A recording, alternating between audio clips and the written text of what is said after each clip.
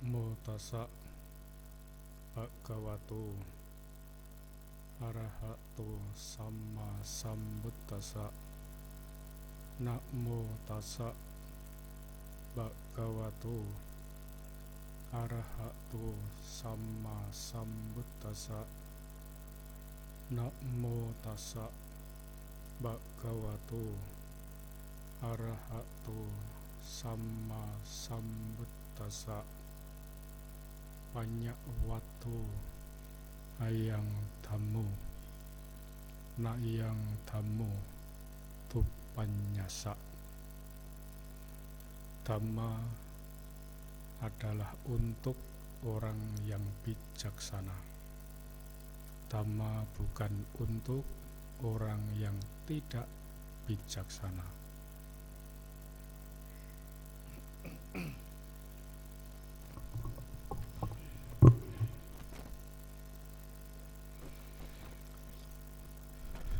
Ibu, Bapak, saudara sekalian, selamat malam, Namo Buddhaya.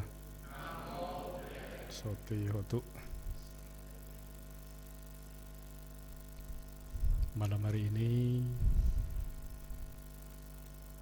sampai tadi Bante ditanya itu, Bante sampai mana? Bante sampai Salatiga. Salatiga berarti 7 dong. Ya, karena di tanggal 7. Karena di tanggal 7 sampainya Salatiga pula. Sudah Salatiga 7 juga. Ibu, Bapak, dan sekalian, bulan-bulan ini umat Buddha dengan penuh semangat di masing-masing wihara menggunakan kesempatan untuk menyongsong Tri Suci Waisak dengan melakukan sebulan pendalaman Dhamma. Ada yang menjalankan atasila dan kegiatan yang sifatnya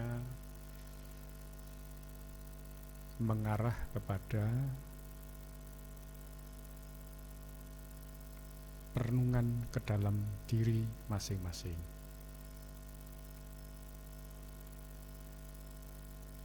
Ini sangat penting karena kalau kita bisa meluangkan waktu untuk melakukan perenungan, sedikit banyak kita mendapat manfaat. Karena tidak sedikit banyak umat Buddha yang mengeluh bahwa memahami agama Buddha itu susah. Susah atau mudah, Bapak Ibu? Ya sama. Ya karena kita belajar agama Buddha itu tidak hanya belajar. Kalau sudah belajar harus praktek.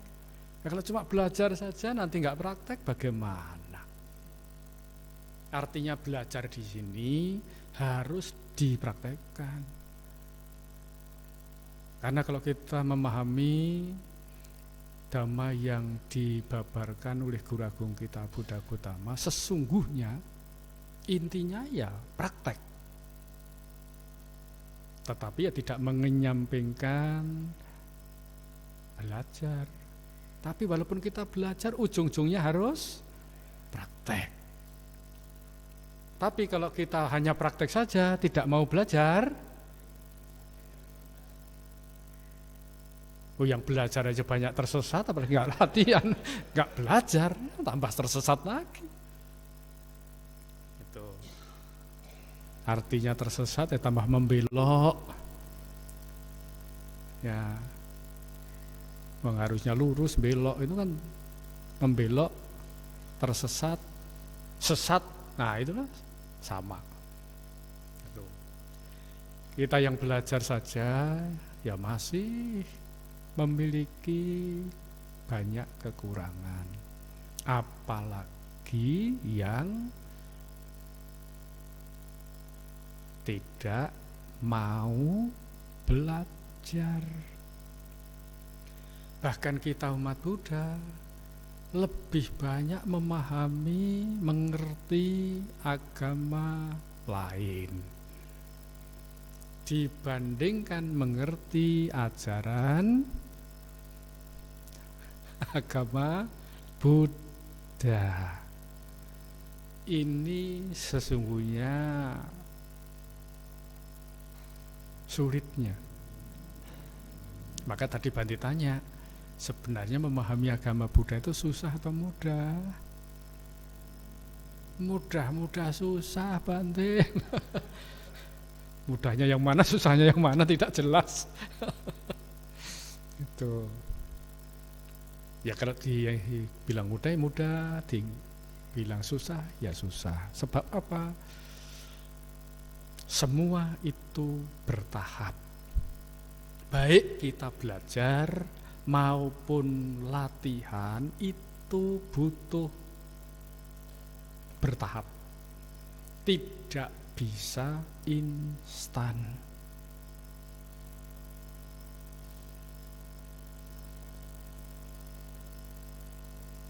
Ya malam hari ini kumpul, ini juga salah satu cara untuk belajar. Tapi kalau Bapak Ibu sudah belajar, apa yang dipelajari di malam hari ini atau kemarin-kemarin, kalau Bapak Ibu mendengar dhamma di sini, apakah satu keluarga kumpul semua di sini? Kadang-kala kan ada suaminya datang, istrinya absen. Istrinya datang, suaminya tidak hadir. Beruntunglah Bapak Ibu yang satu keluarga bisa hadir. Mengapa? Kalau hadir semua, kan nanti paling tidak sudah mendengar bersama-sama. Tidak perlu mengulang lagi. Tapi kalau yang tidak hadir, Bapak Ibu wajib sesungguhnya itu kewajiban sampai di rumah diulang. Pernah ada yang mengulang tidak? Malah pengertiannya karmanya masing-masing, Bante. Wah, loh, kita mengulang itu kan karma juga. Ini kalau boleh Bante katakan oleh-olehnya. Oleh-oleh kemana? Oleh-oleh datang ke wihara. Jangan nanti oleh-olehnya berangkat bawa pisang 3, pulang bawa pisang 10. Ini oleh-olehnya, wah bukan materi, tapi dhamma itu lebih penting.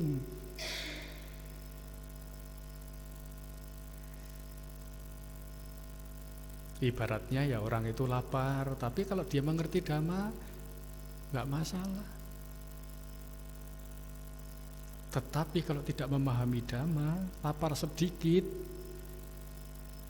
kebun binatang keluar semua dari mulutnya. Jadi mulutmu kebun binatangmu. Nah, gitu kan. Ya kan keluar semua, kebun binatang semua. Binatang-binatang keluar, berarti kan mulutmu.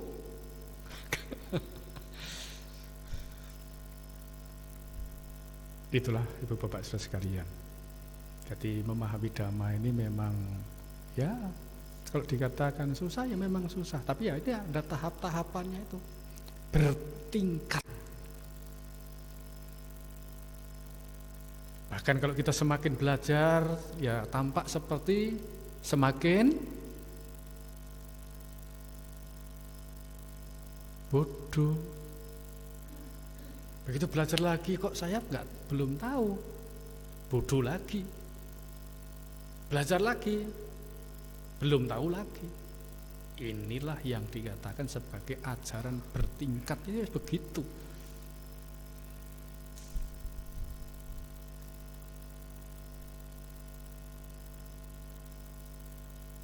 Mengapa kita sulit memahami dhamma? Karena guru agung kita Buddha Gautama setelah beliau mencapai pencerahan sempurna, beliau juga menyadari ajaran yang saya realisasi ini sungguh dalam, sungguh sulit, sangat halus. Gitu. Nah, akhirnya kan ada itu kan yang pemain kecapi. Nah, tadi dengan kecapinya itu mengungkapkan syair. Kalau kecapinya itu terlalu dikencangkan, maka senarnya putus. Kalau sudah putus suaranya, ya tidak ada lagi. Tetapi kalau terlalu dikendorkan, juga tidak mengeluarkan suara yang bagus. Dari situ saja beliau sudah sadar bahwa praktek dengan keras sampai menyiksa diri atau mengumbar nafsu itu tidak ada manfaatnya. Itu hal yang rendah. Dipraktekkan pada umumnya orang-orang awam. Artinya orang awam itu bahasa palinya kan putujana. Artinya awam itu apa? Awam itu artinya orang yang banyak kilesa. Orang yang banyak kilesa itu bagaimana? Ya banyak kebenciannya. Bapak Ibu masih punya kebencian tidak? Banyak atau sedikit? Banyak atau sedikit? Banyak. Oh banyak. Ya kalau banyak ya diakui banyak. Jangan pura-pura. Memang banyak. Masih punya keserakahan? Banyak atau sedikit? Banyak. Masih punya kebodohan? Masih sering marah? Masih punya sering tersinggung? Masih punya iri hati?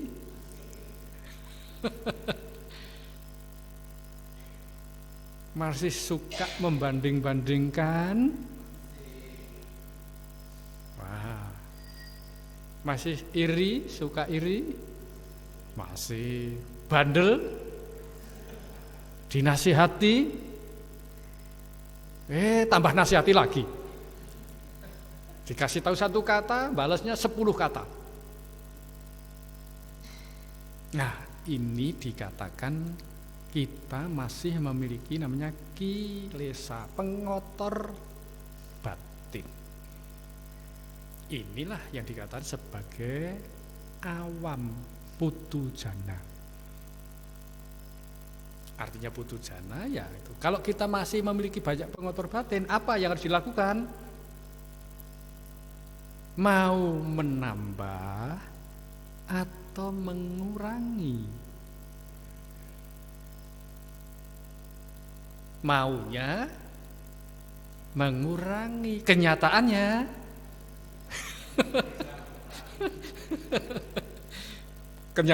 kurang dan tambah. Itu bukan tambah kurang. Itulah karena guru agung kita saja sudah menyadari ajaran yang beliau realisasi, yang beliau pahami itu sangat dalam, sangat sulit, sangat halus.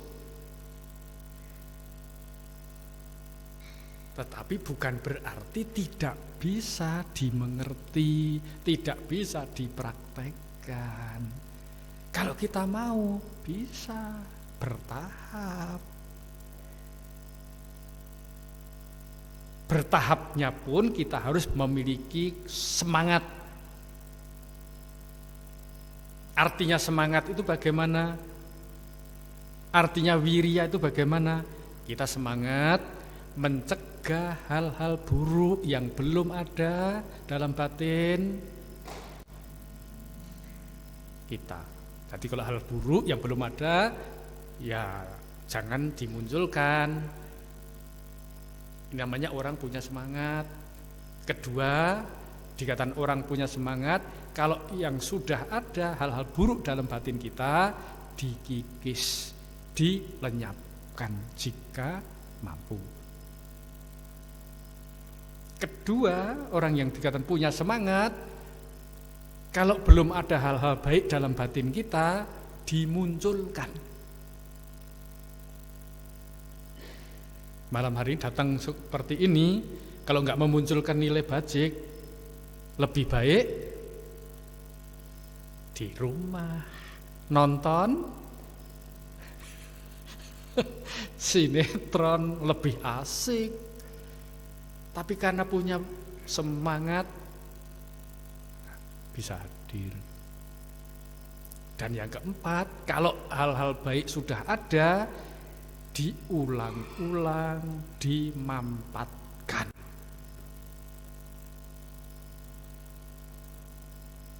Jadi kalau diulang, itu kan tambah ngerti. Sama dengan khotbah, ceramah. Nah, ini dipanggilkan tukang syuting segala sih. Nanti kalau ada rekamannya, lah bisa juga diulang, didengarkan lagi. Mendengar pertama beda, nanti kedua dengar lagi, pemahamannya beda lagi nanti yang diterima. Walaupun ceramahnya cuma satu topik. Kalau kita mau melihat ke dalam. Kenapa dikatakan sulit? Ya karena Guru Agung kita ini mengajarkan Dhamma untuk melihat ke dalam diri sendiri. Yang tadi Bante sampaikan, masih punya keserakahan, kebencian, kebodohan, kemarahan, mudah tersinggung, iri hati, dan lain sebagainya. Lihat ke dalam diri, masih punya tidak? Kalau memang masih, ya diakui memang masih. Jangan masih punya pengotor batin, masih punya kilesa, wah saya tampaknya sudah nggak punya nih. Nah itu namanya ya boleh dikatakan ya pura-pura. Kenyataannya masih banyak, harus diakui. Guru Agung kita membeberkan Dhamma untuk melihat ke dalam, tetapi kita pada umumnya melihat ke luar. Kira-kira kalau Bapak Ibu suatu ketika bertemu dengan seorang Buddha, bisa mengerti tidak apa yang disampaikan? Karena kita melihat keluar terus. Padahal seharusnya kita melihat ke dalam, tapi kita melihat ke luar. Kira-kira bisa nyambung tidak? Tidak akan nyambung, tidak akan mengerti, tidak akan paham. Bahkan mungkin kita kalau mendengar ceramah seorang Buddha, kita mungkin akan mengatakan ini orang gila. Padahal yang gila siapa? Yang gila siapa? Nah Bapak Ibu saudara sekalian, kalau kita mau bicara hal seperti ini, orang yang dikatakan orang waras secara spiritual itu hanya orang suci. Orang suci tingkat pertama, kedua, tiga, empat. Sotapati, Sakadagami, Anagami, Arahat. Ini orang yang waras. Kita yang masih banyak pengotor batin itu termasuk orang? Gak berani jawab kan? Ya termasuk Bante juga. Kita yang masih banyak pengotor batin itu ya termasuk orang gila.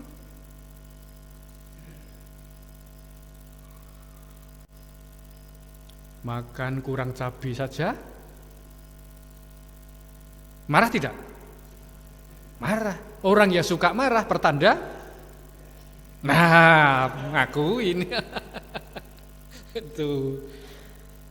itu suka marah, mudah membenci. Ini kan tipe-tipe orang yang sebenarnya ya boleh dikatakan orang gila sesungguhnya. Tetapi gilanya kan masih rata-rata. Jadi merasa waras. Kan saya belum gila seperti dia. Nah, kan ini dibanding-bandingkan lagi. Sudah gila banding-bandingkan lagi. Itu. Bante tahun berapa dulu pernah ke penitipan orang gila tuh di Semarang ke arah Kendal sana tuh. Itu ada penitipan orang gila. Bante masuk situ waktu itu sama Bante Sata sama umat-umat dari Wira Tanah Putih. Kita sampai situ pun ada di penghuni di situ tuh bisa memanggil Bante juga loh. Betul. Ada satu anak itu masih muda bilang, Bante, saya ini sebenarnya nggak gila Bante. Bante akhirnya tanya, tapi nggak gila kok kamu di sini? Iya, karena saya ini suka marah. Loh kenapa marahnya? Karena saya mau beli sepeda motor, orang tua nggak ngasih. Akhirnya Bante bilang, ya kamu mau beli sepeda motor, orang tua kamu belum punya uang, kamu suka marah-marah, ya sama, ya kamu ya gila.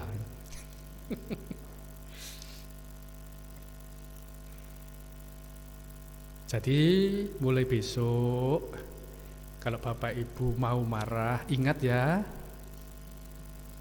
Ya, jadi kalau mau marah muncul itu pertanda Bapak Ibu itu harus diingat loh besok loh. Nanti saat mau marah, saya sudah gila, bukan mau lagi tuh, sudah gila. Nah, itu harus direnungkan. Kalau sering-sering ini sukses jadi orang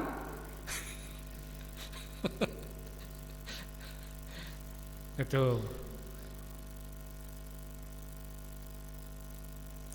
Kenapa? Ya damai ini kan untuk melihat ke dalam memang, bukan untuk melihat ke luar.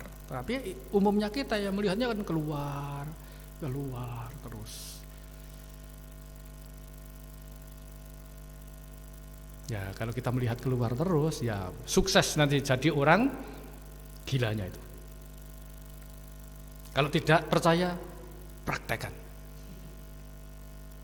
Ya jangan harus percaya sama omongan Bante, gak usah. Tapi praktekkan coba. Inilah yang pertama. Itu dijelaskan dalam Agi Wacagota. Sang Buddha mengajarkan untuk mengoreksi ke dalam, tapi kita umumnya keluar, ngoreksi keluar sana. Melihatnya keluar, bukan melihat ke dalam. Coba Bapak Ibu saat mendengarkan ceramah ini, pikirannya bagaimana? Nanti muncul kesemutan, bantunya ceramah nggak selesai, apalagi nggak nyambung lagi, ngomong apa itu. Itu sudah muncul kebencian. Penolakan itu kan kebencian.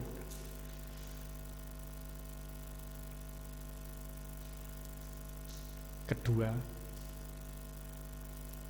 Guru Agung kita Buddha Gautama mengajarkan untuk mengikis dan melenyapkan pengotor batin. Tetapi kita menambah pengotor batin.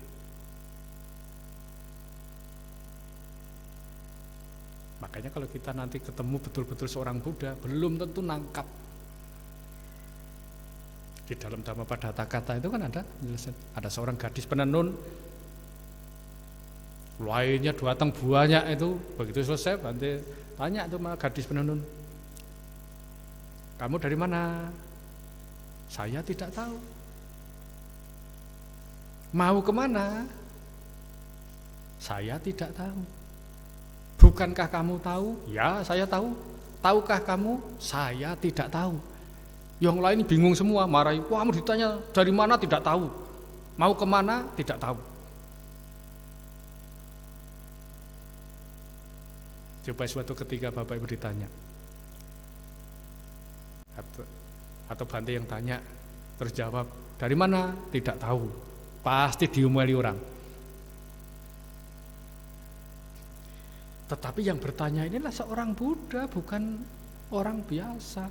Kalau yang bertanya Bante Guttadamo, ya dari mana? Dari rumah Bante, ya begitu.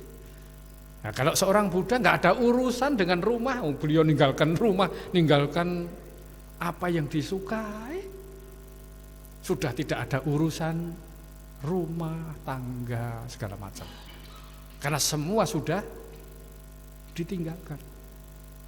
Si gadis ini menembus apa yang ditanyakan dan apa yang dikhotbahkan oleh Buddha Gautama. Maka beliau menjawab, tidak tahu. Akhirnya setelah ribut disuruh, coba jelaskan maksudnya kamu apa? Kok bisa menjawab tidak tahu? Nah, si gadis ini menjawab, ya maksud Bante menanyakan dari mana. Itu kan saya sebelum jadi manusia ini lahir jadi apa? Saya tidak tahu. Ditanya mau kemana, setelah mati itu mau kemana? Saya tidak tahu. Bukankah kamu tahu? Ya saya tahu. Apa maksudnya? Bahwa saya mau mati. Kapan mau matinya? Saya tidak tahu. Tapi ada mungkin yang di sini yang tahu kapan mau meninggal, sudah bikin surat wasiat. Coba siapa yang tidak percaya kalau kita semua pasti akan meninggal? Angkat tangan. Tapi kalau ditanya kapan, kita tidak tahu. Tetapi kita pasti akan meninggal. Apa ibu mau percaya atau tidak, silahkan. Itulah alamiahnya kita. Kenapa kita mau meninggal? Kenapa? Karena kita pernah lahir. Kalau tidak pernah lahir, tidak akan meninggal. Maka begitu kita lahir akan mengalami tua, sakit, terus meninggal. Selesai? Oh, ternyata belum. Setelah meninggal, lahir lagi. Setelah lahir, tua. Bahkan belum tua, sudah sakit dan mati. Selesai? Oh, belum lagi, lanjut lagi. Tapi banyak orang zaman sekarang kepengen nanti saya mau lahir lagi. Ada yang pengen lahir lagi, Bapak Ibu? Ada? Mau lahir di mana?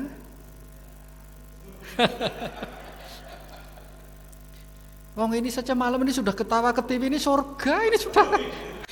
Kenapa harus nanti? Siapa yang dapat jaminan kalau nanti pasti dapat surga? Kalau kita kepingin lahir lagi nanti, ini pertanda kita ini belum puas menderita.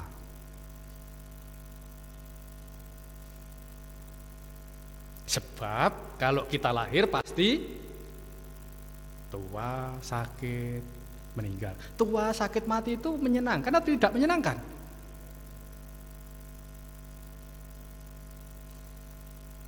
Nah, kalau muter terus itu namanya enak atau tidak? Ya, bosan apa tidak? Bosan, tapi kenyataannya kepingin lagi. Inilah namanya kebodohan batin kita kuat. Karena berputar itu seolah-olah enak itu. Wah. Bahkan Kan sudah ada yang bertekad suami istri nanti ketemu lagi ya. Nah, kan gitu. Itu. Ya kalau memenuhi syarat ya otomatis itu Pak. Otomatis ketemu lagi. Selama Bapak Ibu kita ini masih memiliki pengotor batin, ya akan lahir lagi. Tidak usah diminta, tidak usah diapa, pasti jaminannya. Bapak Ibu di pekarangan, di kebun, punya pohon tidak? Pohon apa? Nah, pohon duren, boleh. Pohon duren itu kita tebang pakai senso kan sekarang udah. Setelah ditebang bagaimana? Terubus mana? Jadi pohon gede, habis itu tebang lagi. Bagaimana? Tumbuh lagi selama akarnya belum mati. Demikian pula kita manusia, selama akar keburukannya belum tuntas habis, lahir tua sakit mati, lahir lagi tua sakit mati, lahir lagi terus, karena akar keburukannya belum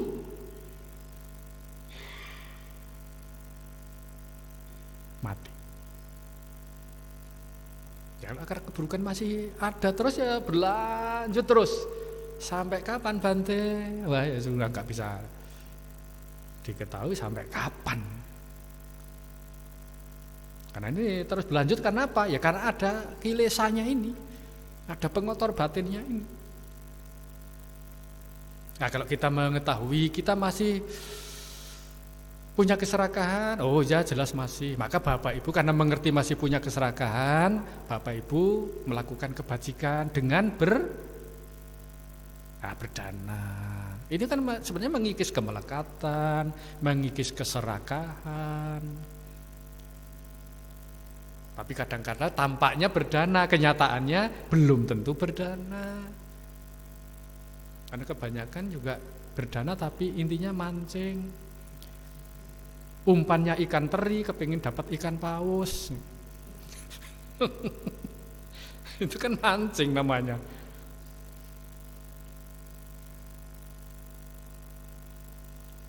Ini tadi diulang yang kedua. Yang pertama adalah Sang Buddha mengajarkan untuk melihat ke dalam, tapi kita melihat ke luar. Yang kedua, Guru Agung kita mengajar untuk mengikis pengotor batin, kita justru menambah pengotor batin. Bapak Ibu misalnya mengadakan acara rame sukses, tetapi kan walaupun sukses kan pasti ada kurangnya. Kalau misalnya dikritik bagaimana? Bisa terima tidak? Umumnya tidak bisa terima. Tapi kalau dipuji bagaimana? Nah, kalau dipuji bangga. Makanya kalau dipuji bangga, siap-siap memakai helmnya. Sebab nanti kalau helmnya tidak masuk, pertanda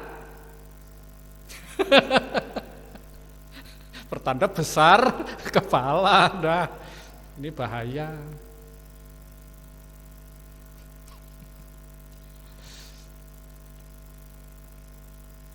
Ini karena kita melihatnya keluar, karena masih memiliki pengotor batin. Ya, harus disadari. Yang ketiga adalah umumnya kita memahami Dhamma hanya dengan logika semata. Wah, kalau ini logika, wah, luar biasa. Logika sih boleh, tapi prakteknya bagaimana? Maka itu tadi Bante sampaikan juga di awal, harus dipraktekkan. Memang logika ya boleh, tapi logika murni hanya semata-mata logika. Maka dalam Dhammanusati tadi Bapak Ibu juga sudah bacakan, kan ada kata ehipasiko itu, datang buktikan. Ya kalau sudah tahu, belajar, buktikan. Membuktikannya bagaimana? Ya, sesuai kemampuan masing-masing. Contoh paling gampang. Di sini Bapak Ibu ada yang suka masak? Coba angkat tangan. Yang suka masak, baik bapaknya maupun ibunya. Yang suka masak siapa? Oh enggak, suka masak ini? Wah, pada beli semua nih ya. Orang yang suka masak, suatu ketika coba diadakan lomba memasak. Bahannya dikasih dari panitia. Nanti waktunya juga dikasih waktu yang sama.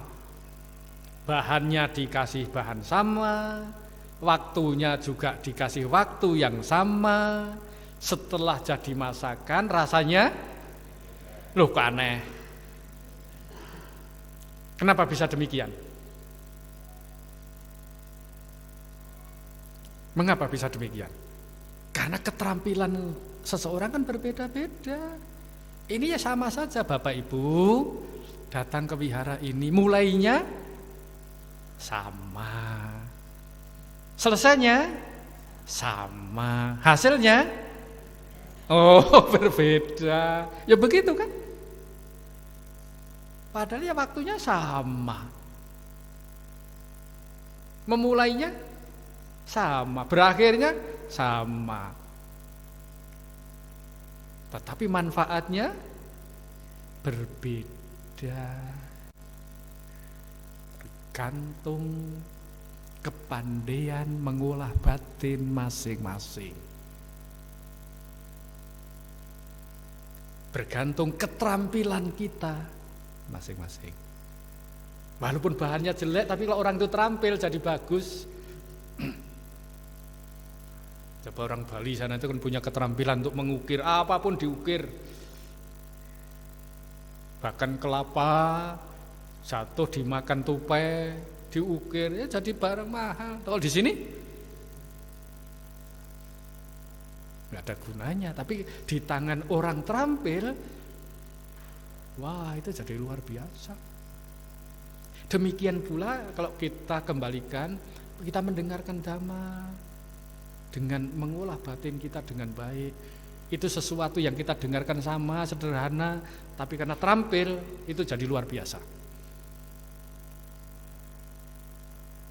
Karena apa? Terampil mengolah batin kita. Mungkin hanya mendengar satu kata saja, tapi karena bisa diolah dengan baik, manfaatnya sangat luar biasa.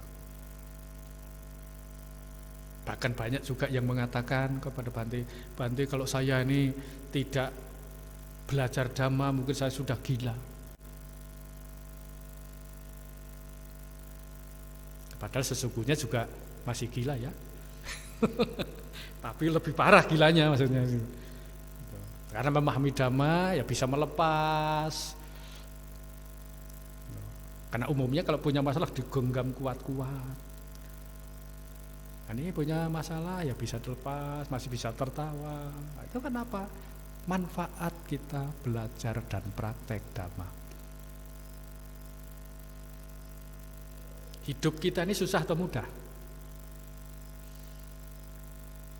Hidupnya Bapak Ibu susah atau mudah? Susah. Sudah tahu susah, kenapa mau masih hidup? Susah, hidup kita ini susah. Tetapi karena mengerti dhamma, inilah harus dijalani. Karena begitu kita mengerti, memahami dengan baik, yang susah pun ya jadi mudah. Kalau kita tidak memahami dengan baik, tidak punya keterampilan dengan baik, yang mudah pun jadi susah. Oleh karena itulah yang keempat dijelaskan bahwa dhamma itu adalah untuk orang yang bijaksana. Artinya bijaksana itu bagaimana? Bisa memahami dengan jelas keseluruhan. Berarti dari segala sisi memahaminya itu, tidak hanya satu sisi saja. Bapak Ibu bisa bahagia itu ada sebabnya tidak? Sebabnya dari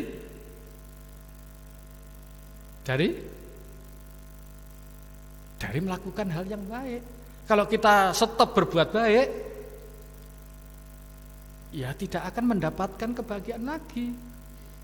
Itulah cacatnya kita berbuat baik, mendapat bahagia itu ada batasnya. Maka orang bijaksana ya akan selalu memupuk kebajikan, berbuat kebajikan, baik melalui pikiran, ucapan, dan perbuatan.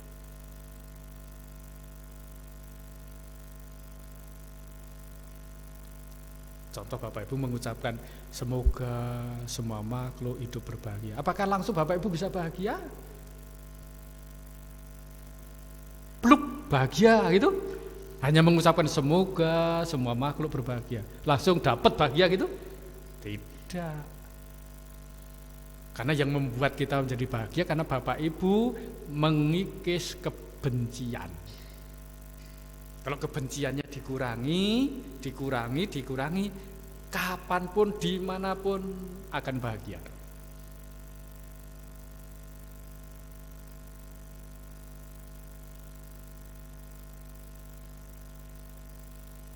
Kita sebagai orang awam yang masih banyak kilesa, kebiasaan kita ini umumnya satu, suka mengoreksi orang lain.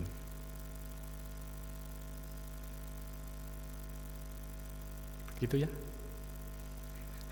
Paling suka mengoreksi orang lain. Kedua, suka mencela orang lain. Ketiga, suka ikut campur urusan orang lain, alias kepo. Itu sukanya orang namanya awam seperti kita umumnya begitu. Yang keempat, kalau diri sendiri punya kesalahan ditutup rapat-rapat. Tapi kalau ada orang lain yang salah, dikorek terus itu. Apakah kira-kira orang bijaksana tidak bisa melakukan seperti itu? Bisa, mudah.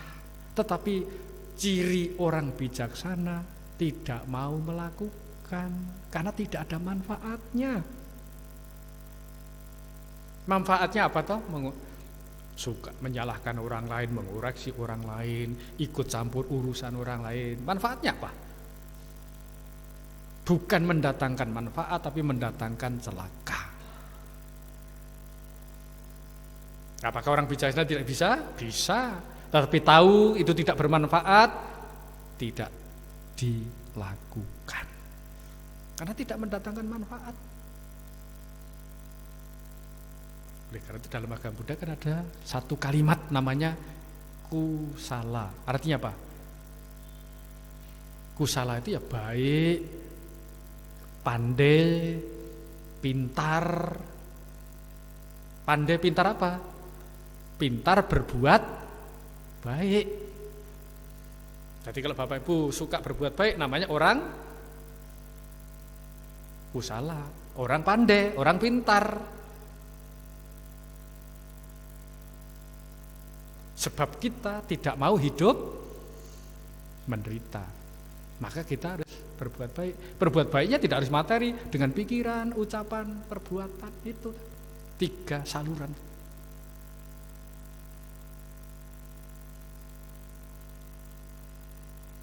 Kalau Bapak Ibu tahu ini bermanfaat dan tidak bermanfaat, berguna, tidak berguna, baik dan tidak baik, ciri Bapak Ibu bijaksana pilih yang mana? Pasti memilih yang baik. Tetapi kadangkala karena kita masih banyak kilesanya tadi, kadang-kadang kita juga berbuat yang tidak baik. Ya itu harus diakui juga. Dan kesempatan kita harus berlatih. Karena ujung-ujungnya kita juga harus praktek. Tanpa praktek, setahap demi setahap, sulit. Walaupun sulit, tapi kalau kita bisa praktek gitu saja ya udah, lebih happy. Apa yang bisa dilakukan, dilakukan.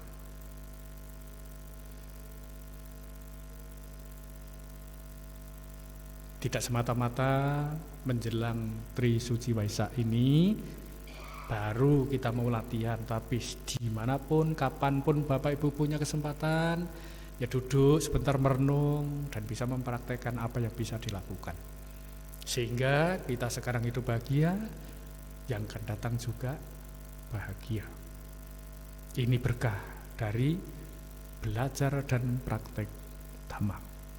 Ciri orang bijaksana adalah memahami apa yang pantas dan tidak, yang berguna dan tidak berguna, mengetahui dengan jelas sehingga kita akan memilih yang tidak mendatangkan penderitaan. Sebab hidup ini kita sudah menderita, tapi tidak menimpali dengan penderitaan baru lagi. Semoga Bapak Ibu selalu maju dalam Dhamma dan semoga cita-cita luhur tertinggi tercapai. Sabe sata bhavantu sukhita.